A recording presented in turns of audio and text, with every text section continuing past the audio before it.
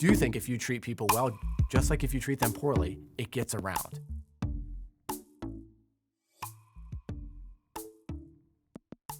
I've talked internally about people who are cultural evangelists for us, because I grew up in a working world where it was thought wrongly that people don't talk, and if they do talk, it's only about personal stuff.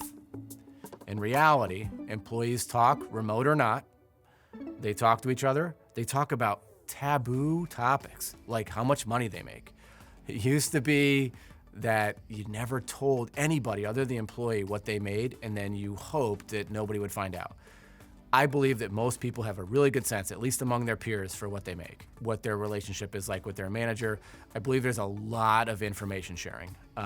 You're right, it is the share button, and I think that's cross generations, because I feel like people, they want to find common ground, and candidly, people want to know if they're being treated fairly. And it gets around in your company, to their families, to your community, and then to people you're trying to recruit. I think it's important that you treat people well and they evangelize in that way. And I think you can tell if it's working by whether you have retention. It used to be taboo to have people of the same family or same relation in your company.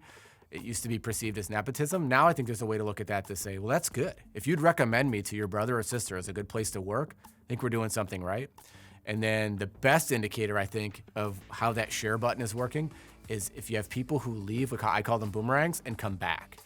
And we've been, I won't say lucky, like it's gotta be for a reason, but we've had people leave and come back, and I know it's because they think they're in a good spot, they think they're going better, they leave, and we applaud that. And every time somebody's gone to do that, by the way, we say, good for you, good luck, we wish you the best, I'll write you a great reference, I hope it works out. They come back, and man, that is super share button when they come back, because they come back and then people are like, wait, where'd you go? How was it? What was, like one of those futuristic movies where you all live inside a wall, somebody goes outside and they come back and say, oh, it's so great in here. I do think that people talk a lot. I think that it used to be perceived as generational, but I think all employees share information freely. And the more I share as a leader, the more they have to share.